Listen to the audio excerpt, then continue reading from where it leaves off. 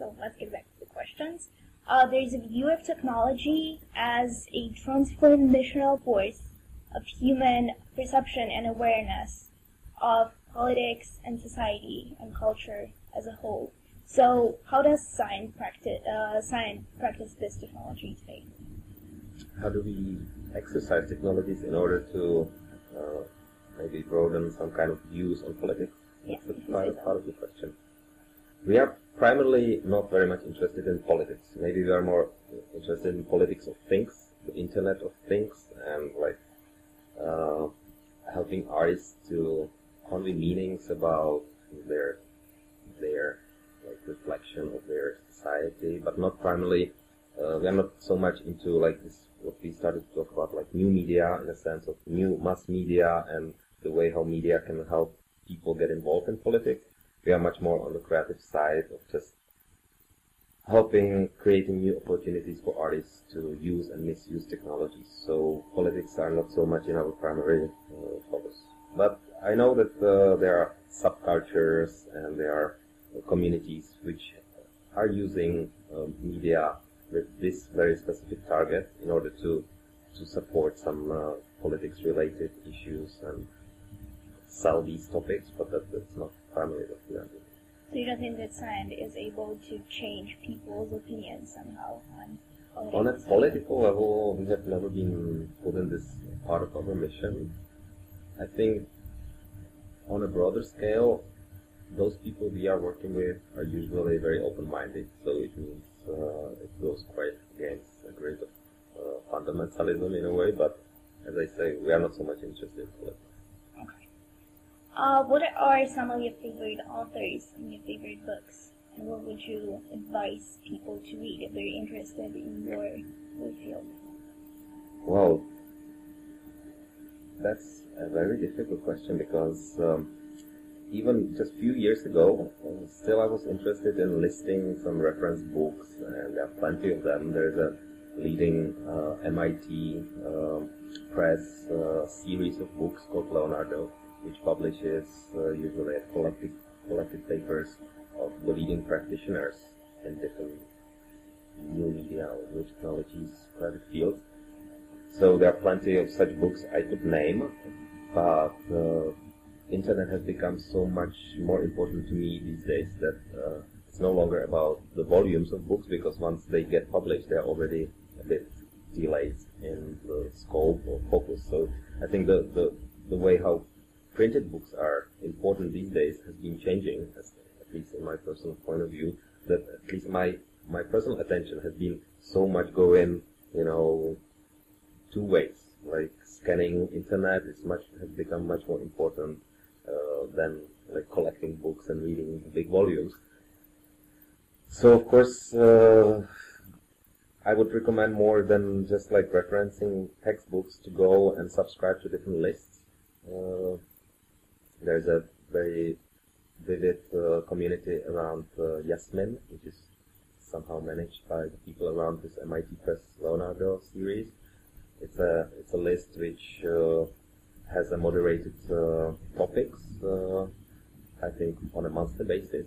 So in a way, the reading pattern has been also adapting to this discussion groups on internet, where things are really fresh, much fresher compared to the printed books these days.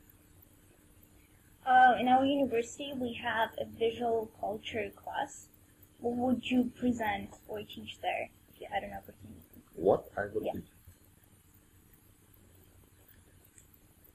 That's an interesting question as well. Well, any introduction into kind of alternative historical development of arts practices would be definitely, I think, useful and appreciated, because I had a feeling when I was at the Charles University, for instance, that even contemporary art is not so much present, that everything is very heavily historical and doesn't reflect or doesn't catch up very well with what we can witness these days, because the creative communities are so much, vivid and vibrant. So I think a seminar on what's really up to date would be quite an option, like discussing with people what they think hot topics or burning issues are in art technology. Do you teach or give lectures at all? I don't teach at any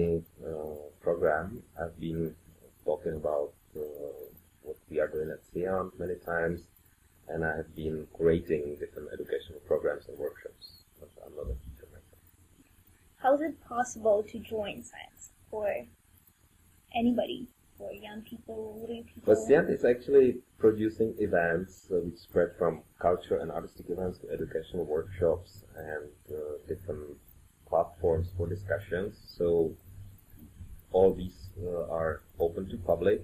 We are also offering opportunities for residency programs, so researchers and artists are free to send us applications for their residency. And we have also been working a lot with interns on a regular basis. We receive, for instance, interns from different technical universities from Belgium who join our team for 6 months period, and that's their step towards practice. So just to summarize, you can either come and see our events, like festivals, exhibitions, performances, or you can even join the team for a certain amount of time and work with us. That's all.